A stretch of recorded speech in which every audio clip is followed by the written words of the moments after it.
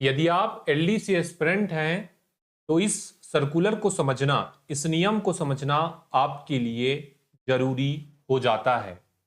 यदि आपको मिला हुआ प्रमोशन और बाद में उस प्रमोशन को आपने रिफ्यूज कर दिया और आप हायर कैडर से लोअर कैडर के लिए आवेदन देते हैं, तो आगे के विभागीय परीक्षा के लिए आपके साथ कैसा ट्रीटमेंट किया जाएगा, क्या कार्यवाही की जाएगी, क्या पनिशमेंट दिया जाएगा।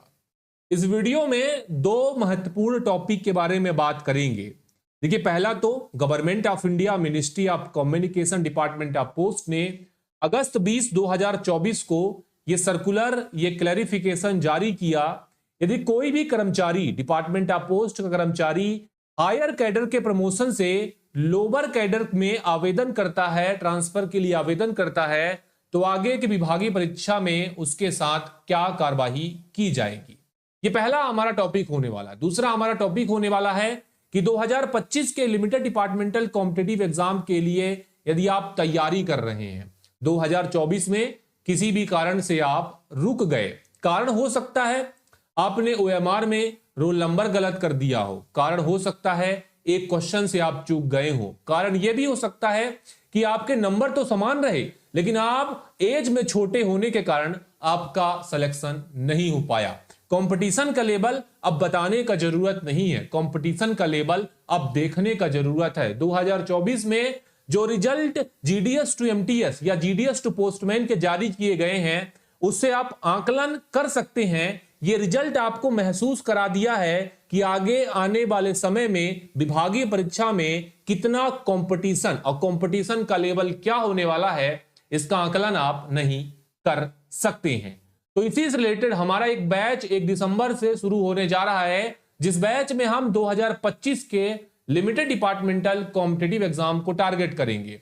अब बैच में आपको सारी चीजें मिलेगी, डिपार्टमेंटल 100% मटेरियल कवर करेंगे, पीडीएफ मिलेगा, वीडियो लेक्चर मिलेगा, लाइव क्लास मिलेगा, रिकॉर्डेड क्लास मिलेगा, मॉक टेस्ट मिलेगा, पिछले 5 साल के पेपर मिलेंगे, सारी चीजें आपको मिलेंगी वन टाइम फीस में। कोई भी कैंडिडेट यदि बैच में जुड़ना चाहता है तो नंबर है 7610685690 पर कॉल या मैसेज के माध्यम से कांटेक्ट कर सकता है। फिलहाल में 2 क्लासेस चल रही है, एक डीओपी का रिकॉर्डेड क्लास 7 बजे मिलेगा और इसके अलावा मैथ का लाइव क्लास 9 PM में मंडे टू सैटरडे मिलेगा और प्रत्येक संडे उसको टॉपिक वाइज जो भी प्रैक्टिस टेस्ट होंगे वो दिए जाएंगे।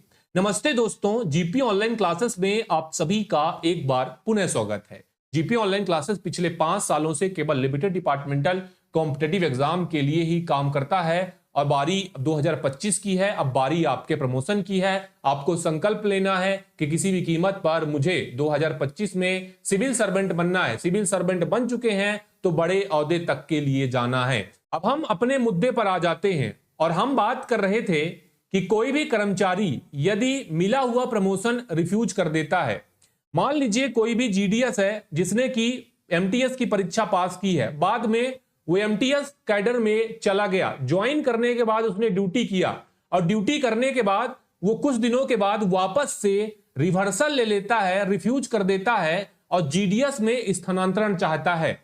तो कारण कुछ भी हो सकते हैं, कारण हो सकता है उसका कुछ फैमिली इशू हो, कारण हो सकता है कुछ लंबी बीमारी हो और इस कारण के लिए जो अथॉरिटी रहेगा वो सीपीएमजी रहेगा। आवेदन आपको चीफ पोस्ट मास्टर जनरल को देना पड़ेगा और वही कंपेटेंट अथॉरिटी रहेगा जो ये डिसाइड करेगा कि आप हायर कैडर से लोअर कैडर में जाएंगे या फिर नहीं जाएंगे। और मान लीजिए बाद में आपका एप्लीकेशन जो है वो स्वीकार कर लिया जाता है, तो विभागीय परीक्षा से संबंधित क्लैरिफिकेशन अगस्त 20 2024 को जारी किया गया था। इसमें और बहुत सारी चीजें हैं। जब आप हायर कैडर से लोअर कैडर में आते हैं और 4-6 महीने की नौकरी के बाद आते हैं तो बहुत सारी चीजों का सामना करना पड़ सकता है, चाहे वो वेतन से रिलेटेड प्रॉब्लम हो या फिर विभागीय परीक्षा या फिर सीनियरिटी कम फिटनेस बेसिस से रिलेटेड कोई समस्या हो। तो हम बात करेंगे विभागीय परीक्षा संबंधित जो समस्या आपको देखने को मिलने वाली है।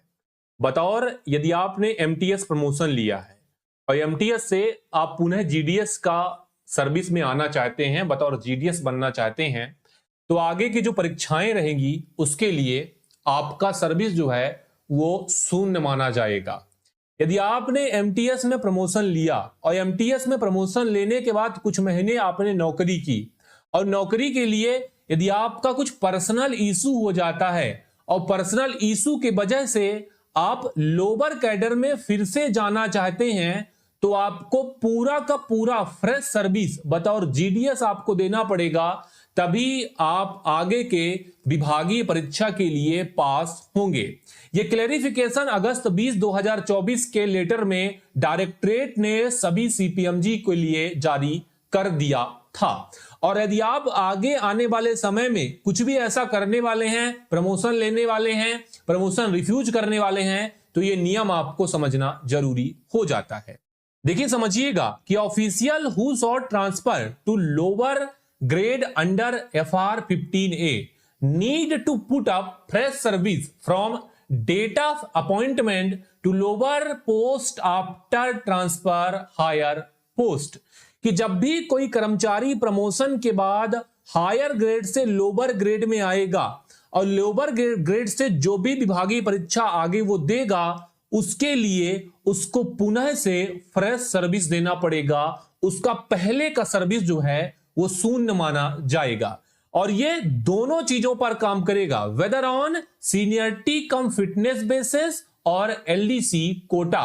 दोनों ही चीज के प्रमोशन के लिए आपको पुनः से उतना ही सर्विस देना पड़ेगा, तभी आप आगे के सीनियरिटी कम फिटनेस बेसिस का प्रमोशन या फिर एलडीसी कोटे का प्रमोशन ले सकते हैं। तो ध्यान रखिएगा, एलडीसी एग्जाम से संबंधित एक बड़ा अपडेट था, इसको आपने समझ लिया है ऐसा मैं उम्मीद करता हूं।